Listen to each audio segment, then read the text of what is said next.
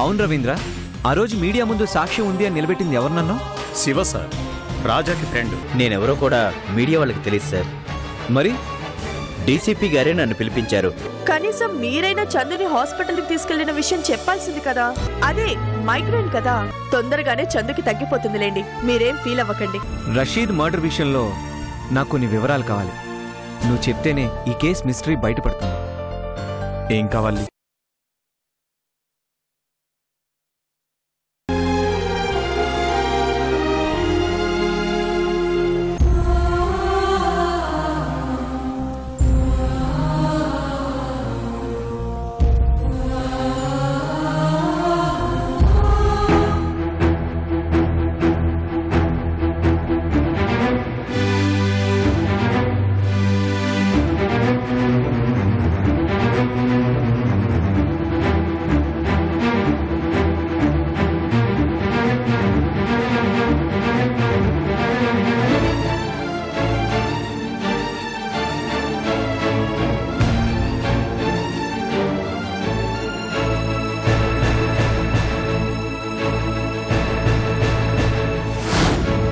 చందు,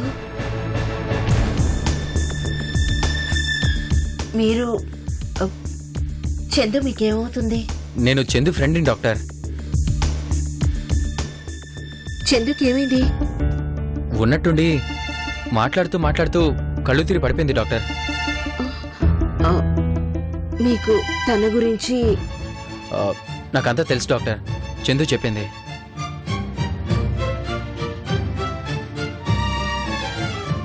ఏం చెప్పింది? అదే తన పరిస్థితి, బ్రెయిన్ ట్యూమర్, 4th స్టేజ్ అంతా చెప్పేసింది. మీరు చూడండి డాక్టర్. ఓ, అంతా మీకు చెప్పిందా?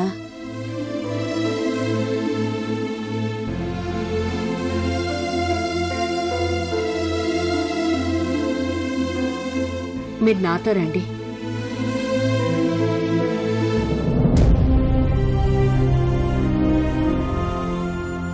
న్యూరాలజిస్ట్ ఇక్కడే ఉన్నారు, ఆయనకోసారి చూపిద్దాం. మీరు ఇక్కడే వెయిట్ చేయండి. ఓకే.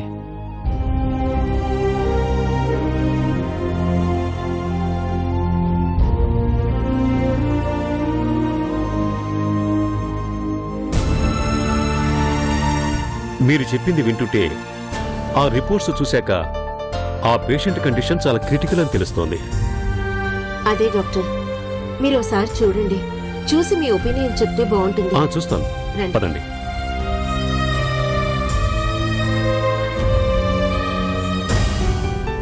అవును, డెఫినెట్ గా అదే ఉంటుంది. ఈఎంఐ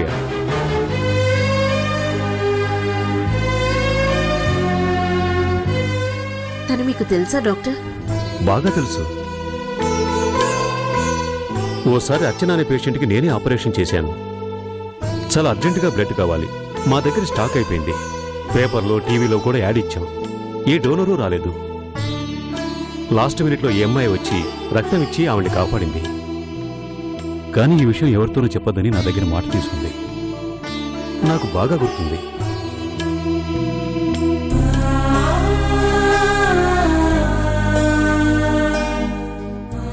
ఇంత మంచి అమ్మాయికి ఇలాంటి జబ్బు రావటం నిజంగా దారుణం.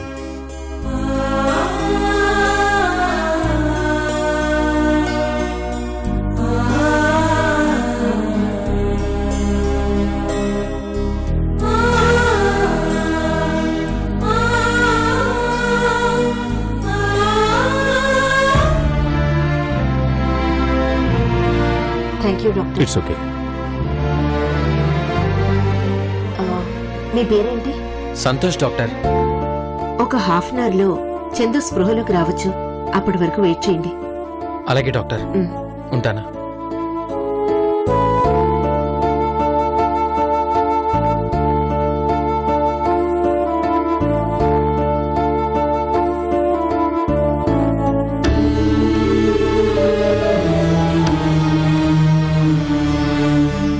చందు, మీ పెద్దమ్మకు రక్తం ఇచ్చి ప్రాణదానం చేశావు, కానీ ఈ విషయం ఎవరికీ చెప్పకుండా దాచావు.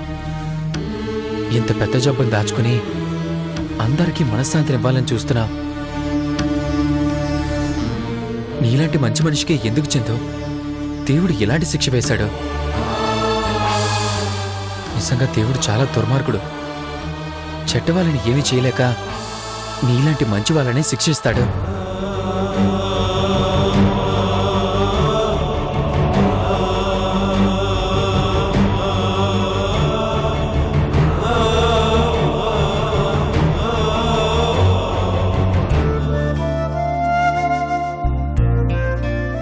వదినా, అర్చన రా, అర్చన రా.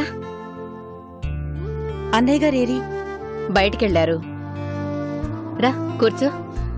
ఏం వదినా, ఏదైనా పనా? రాజా గురించి అడుగుదామని వచ్చాను. ఇంకా రాజా పోలీస్ స్టేషన్లోనే మగ్గిపోతున్నాడు. తనని కాపాడటానికి ఎవ్వరూ ముందుకు రావడం లేదు. ఇంకా ఎన్నాళ్ళు అక్కడే ఉంటాడు? చివరికి ఏమవుతుందో అని టెన్షన్గా ఉంది. ఎవరు పట్టించుకోకపోవటం ఏంటర్చన? ఈయన ప్రయత్నం చేస్తూనే ఉన్నారు.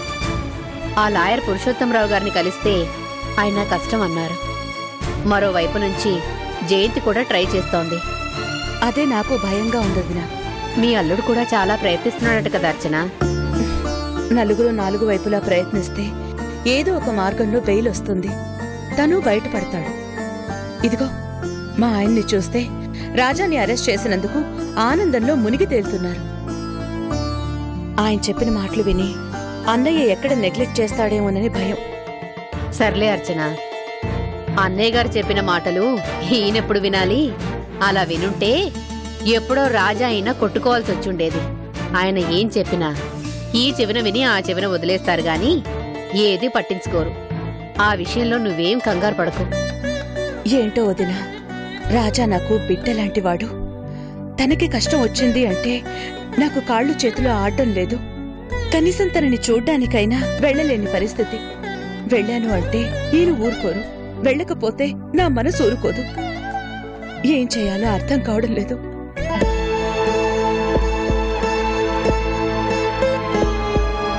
ఇలాంటి సమయంలోనే ఎవరైనా వెళ్లి పలకరించి రావాలొదినా.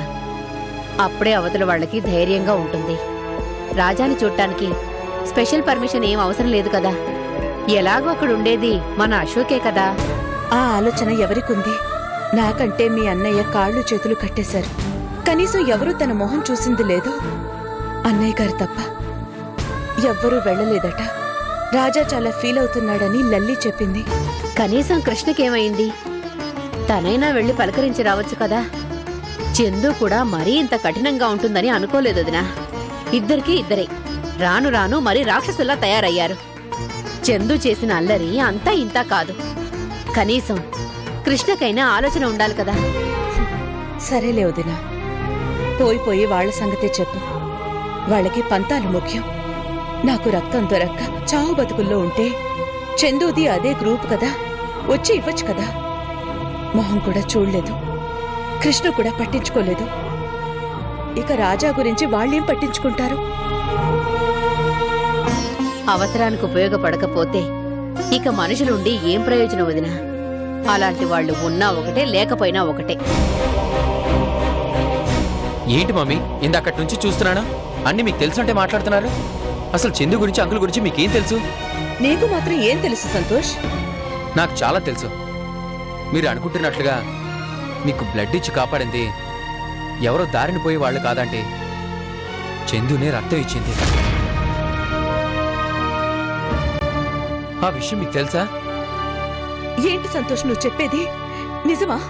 అవునాంటీ, మీకు బ్లడ్ కావాలని టీవీలో యాడ్ ఇస్తే అది చూసి కృష్ణ అంకులే చందుని తీసుకుని వచ్చి దగ్గరుండి రక్తం ఇప్పించారు. కానీ ఆ నిజం ఇంతవరకు మీకు తెలీదు. కానీ వాళ్ళ గురించి అనేస్తున్నారు కదా. ఈ విషయం నీకెలా తెలిసిందిరా? నాకు ఎలా తెలుసు అనేది ముఖ్యం కాదు.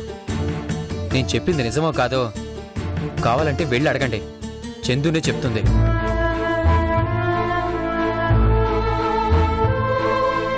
ఘోరంత సాయం చేసి టీవీల్లోనూ పేపర్లోనూ ప్రకటనలు ఇచ్చే వాళ్ళని చూస్తుంటారు. కానీ మీకు ప్రాణదానం చేసి కూడా సైలెంట్గా ఉన్నారు ఆ తండ్రి కూతుళ్ళు. వాళ్ళని పట్టుకుని తప్పుగా మాట్లాడుతున్నారు.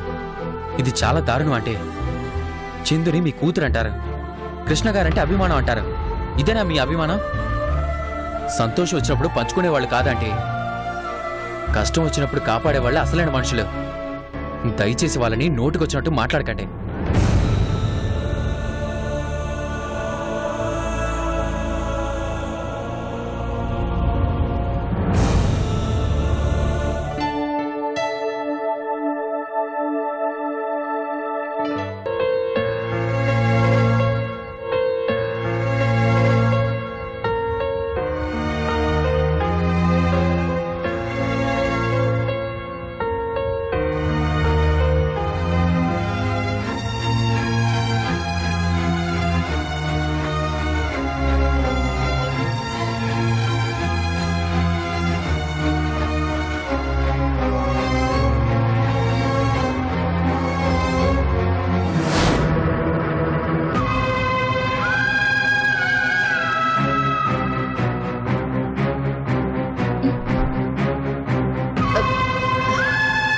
పెద్దమ్మా, ఏమైంది?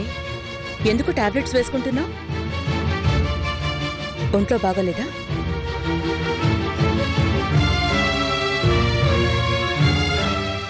అసలేమైంది నీకు? అది ఏం లేదు పెద్దమ్మా, కొంచెం తలనొప్పిగా ఉందంతే. నువ్వేంటి చెప్పా పెట్టకుండా సడన్ గా వచ్చావు? ఏ రాకూడదా? రానని నువ్వే కదా భీష్మించుకున్నావు. నేనెన్నిసార్లు పిలిచినా మీ పెద్దనాన్న ఊరుకోరు అని అనేదానివి. అప్పుడు ఆయన ఏమంటారోనని భయపడ్డాను. ఇప్పుడు ఏమన్నా పర్వాలేదని వచ్చేసాను. థ్యాంక్స్ పెద్దమ్మా, నాకే నిన్ను చూడాలనిపించింది. నేనే నీ దగ్గరకు వద్దామనుకున్నాను, నువ్వే వచ్చేసావు. టెలిపతి అంటే ఇదే కదూ? అవును, మనం మనసులో అనుకుంటే అవతల వాళ్ళకి తెలియటం టెలిపతి. మరి మనం కష్టంలో ఉంటే అవతల వాళ్ళకి తెలిసి వచ్చి సాయం చేస్తే దాన్నే అంటారో తెలీదమ్మా. ఒకప్పుడు నాకు యాక్సిడెంట్ అయి చావు బతుకుల్లో ఉంటే రక్తం అవసరమైంది. ఇచ్చేవాళ్లు లేక చస్తానా బ్రతుకుతానా అనుకుంటుంటే ఓ మనిషి వచ్చి రక్తం ఇచ్చి ప్రాణం పోసింది. కళ్ళు తెరిచి చూసేసరికి మాయమైంది. మరి నా కష్టం చెప్పకుండా తెలుసుకున్నా తనని ఏమనాలి చందు? పెద్దమ్మా, అది నీకు... ఇంకెంతకాలం దాచుకుంటారే మీ తండ్రి కూతుళ్ళు?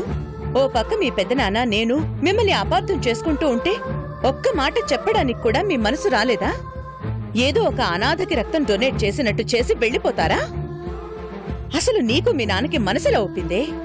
చెప్తే నేను సంతోషించేదాన్ని కదా. ఎందుకింతకాలం దాచిపెట్టారు? ఈ విషయం నీకెలా తెలిసింది పెద్దమ్మా? ఎవరు చెప్పారు? ఎవరు చెప్తే ఏముంది? నిజం ఎప్పటికైనా తెలుస్తుంది. దాచిపెట్టాలనుకోవడం అవివేకం. నిజమే పెద్దమ్మా, నిజం దాచడం ఎవ్వరి తరం కాదు. అది ఏదో ఒకరోజు బయటపడాల్సిందే. మరి తెలిసి కూడా ఎందుకు దాచావు? ఏంటి పెద్దమ్మా నువ్వు? ఇదేమైనా పెద్ద విషయం అని చెప్పుకోవాలా? అయినా నేనెవరికి రక్తం ఇచ్చానని? నా పెద్దమ్మకేగా. దానికి పబ్లిసిటీ చేసుకోవడం అవసరమా? అక్కడికి నేనేదో త్యాగం చేసినట్టు నీ చేత పెద్దనాన్న చేత దండలు వేయించుకొని సన్మానం చేయించుకోవాలా? అప్పటికే మాకు లేట్గా తెలిసింది, అందుకే హడావిడిగా వచ్చేసాం. నేనొచ్చేసరికి నువ్వు స్పృహలో లేవు. పెద్దనాన్న బయటికెళ్లారు. గబగబా రక్తం ఇచ్చేశాను. మరి నేను కళ్ళు తెరిచే వరకు ఉండొచ్చు కదా? దేనికి? ఈలోగా పెద్దనాన్న వస్తారు, డాడీని చూస్తారు. అక్కడే గొడవ అవుతుంది. నా భార్యకి నీ కూతురు చేత రక్తం ఇప్పిస్తే కాని బతకదా? నిన్నెవరిమ్మన్నారు అంటూ అరిచి గొడవ చేస్తారు. అది చూసి నువ్వు ఫీల్ అవుతావు, నిన్ను చూసి నేనేడుస్తాను. ఇదంతా అవసరమా? అందుకే ఏం మాట్లాడకుండా పనైపోగానే డాక్టర్కి జాగ్రత్తలు చెప్పి చంపజలాని.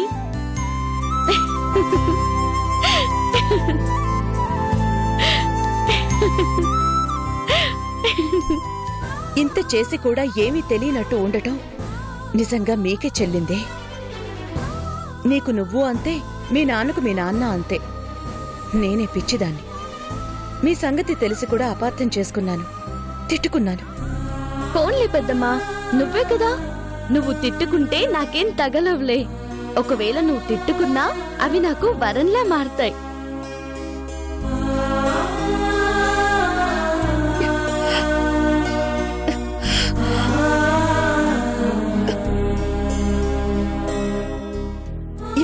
మంచిదానివే. దేవుడు నీకెంత మంచి మనసిచ్చాడు. అవును పెద్దమ్మా, అందుకే ఆ దేవుడికి నేనంటే చాలా ఇష్టం. అందరి విషయంలో ఇంతగా ఆలోచించే నువ్వు రాజా విషయంలో మాత్రం ఎందుకు ఇలా చేస్తున్నావు?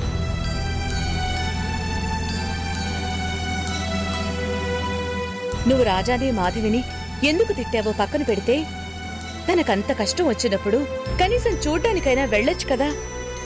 ఆ విషయం వదిలే పెద్దమ్మా. వదిలేయటానికి తను పరాయివాడు కాదమ్మా. పగవాడికి కూడా కష్టం వస్తే పలకరిస్తాం. కనీసం అలా పలకరించడంలో కూడా తప్పులేదు కదా.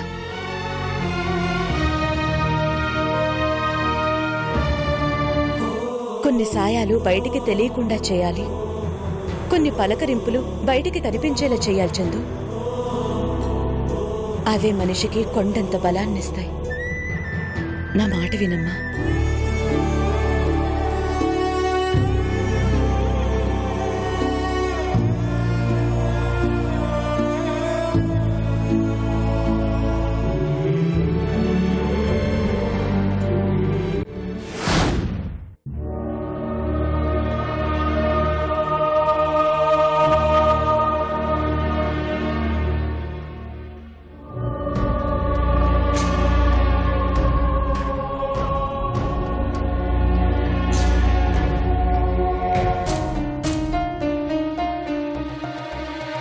ఎవరు?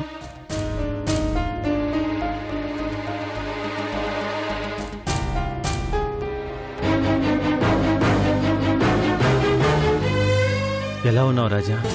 చాలా బాగున్నాను. రేపో మాపో ఏ ఉరి శిక్షో లేక యావజ్జీవ కారాగార శిక్ష పడుతుంది. అప్పుడు ఇంకా బాగుంటాను. ఎందుకు రాజా అలా మాట్లాడతావు? మీకు కావాల్సింది అదేగా.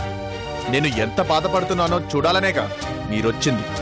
చూడండి, బాగా చూడండి. రాజా, నా ఉద్దేశం అది కాదు. మీరు ఏ ఉద్దేశంతో వచ్చారో నాకు బాగా తెలుసు. మీరు ప్రత్యేకించి చెప్పాల్సిన పని లేదు. నేను ఎలా ఉన్నానో, ఏ స్థాయికి పడిపోయానో, ఎలా ఇక్కడ చిప్పకూడు తింటున్నానో చూసి రమ్మని మీ కూతురు పంపించింది కదూ. వెళ్ళండి, వెళ్ళి రాజా ఇక్కడ నరకం అనుభవిస్తున్నాడు అని చెప్పండి. దానికి మరో 4 తగిలించి మరీ చెప్పండి. అది విని మీ కూతురు ఆనందంతో ఎగిరి గంతులేస్తుంది. వెళ్ళండి.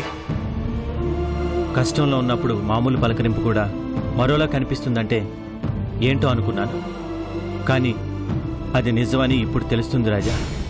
నేను కష్టంలో ఉన్నానని మీకు చెప్పానా? దాన్ని కాపాడండి అని మిమ్మల్ని బ్రతిమలాడానా? నేను ఆ స్థాయిలో బ్రతకగలను, ఈ స్థాయిలోనూ బ్రతకగలను. మీరేమీ నా మీద జాలి చూపించాల్సిన అవసరం లేదు. మీ దృష్టిలో మీ కూతుర్ని కాదని మరొక ఆడపిల్ల మెడలో తాళి కట్టాలని చూసిన దుర్మార్గుడిని. అసలు మీకు నాతో పనేంటి? నన్ను చూడటానికి ఎందుకు రావాలి? ప్లీజ్ రాజా, నువ్వు అనవసరంగా ఏవేవో ఊహించుకోకు. ఇక్కడెవరూ నువ్వు నాశనం కావాలని కోరుకోరు. నీకొక విషయం తెలుసా? చందు ఇప్పటికీ నిన్ను అభిమానిస్తుంది. నీకు ఈ పరిస్థితి వచ్చినందుకు తను ఎంత కుమిలిపోతుందో తెలుసా? అవునవును, చాలా కుమిలిపోతుంది. నాకు ఇంకా ఉరిశిక్ష ఎందుకు పడలేదా అని అభిమానిస్తుందంట. అభిమానిస్తుంది. నాకు ఎవ్వరి అభిమానాలు ప్రేమలు అవసరం లేదు. మీ అభిమానం ఎలాంటిదో, మీ కూతురి అభిమానం ఎలాంటిదో నాకు బాగా తెలుసు. నిజమేంటో నీకు తెలియదు రాజా. అది తెలిసిన రోజు ఇప్పుడు నువ్వనే ప్రతి మాటకి నువ్వు బాధపడతావు. ఆవేశంలోనే ప్రతి ఒక్క మాటకి నువ్వు సంజాషించుకోలేవు. ఆ పరిస్థితి నాకు ఎప్పటికీ రాదు. నేను ఎవ్వరికి సంజాయిషి ఇచ్చుకోను. నేను ఎవ్వరి గురించి బాధపడను. దయచేసి మీరు ఇక్కడి నుంచి వెళ్ళిపోండి. ఇది చాలా అన్యాయం రాజా. కనీసం ఎందుకు వచ్చావని అడగకుండా ఇంత నిర్దాక్షిణ్యంగా వెళ్ళిపోమంటావు. అన్యాయం కదా? ఇన్స్పెక్టర్, ఇన్స్పెక్టర్, దయచేసి ఇక్కడి నుంచి పంపించేసేయండి. నన్ను అడగకుండా ఎవరిని నన్ను చూడడానికి పంపించొద్దు. Inspector, inspector. రే రే రే రాజా, ఏమైందిరా? రే అశోక్, ప్లీజ్ రా, ఆయన పంపించేసాయి. నాకు ఎవరిని చూడాలని లేదు, ఎవరితో మాట్లాడాలని లేదు. ఒక ఫ్రెండ్గా నాకేదైనా సహాయం చేయాలి అనుకుంటే నన్ను ఒంటరిగా వదిలేరా. ఎవరిని నన్ను చూడటానికి రానివ్వద్దు ప్లీజ్. అంకుల్ మీరు రండి చెప్తాను.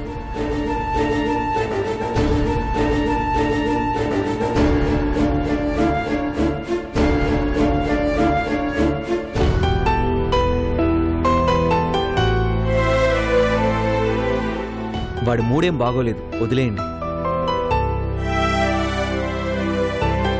నేను తనతో మాట్లాడుతాను, మీరు వెళ్ళండి. నువ్వున్నావనే ధైర్యం తప్ప రాజాని కాపాడడానికి ఏ హోప్ కనిపించట్లేదు అశోక్. రాజాని బయటికి తీసుకురావడానికి అన్ని ప్రయత్నాలు చేశాను, కానీ ఏది కలిసి రాలేదు. కనీసం కలిసి ధైర్యం అన్న చెప్దామంటే అవకాశం కూడా లేదు అశోక్. రాజాకేం కాదు, నన్ను నమ్మండి అంకుల్. మీరింటికి వెళ్ళండి. నువ్వు తప్ప వేరే దిక్కులేదు అశోక్. జాగ్రత్తగా చూసుకో.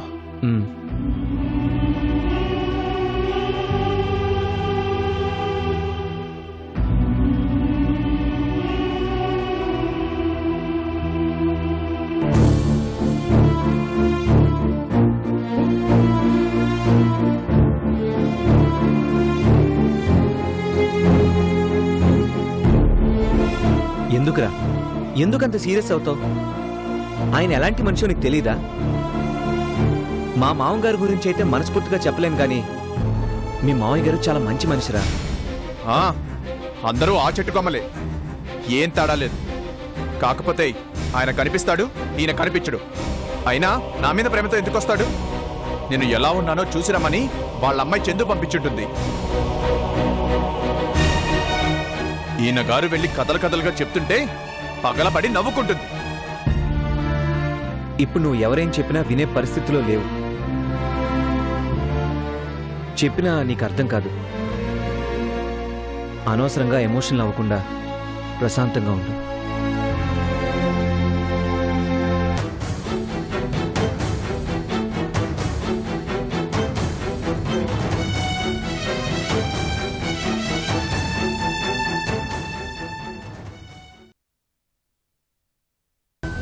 ఎలాగైనా రాజాని ఈ కేసు నుంచి బయటపడేలా చేయి. మాధవితో కలిసి బతకాలి.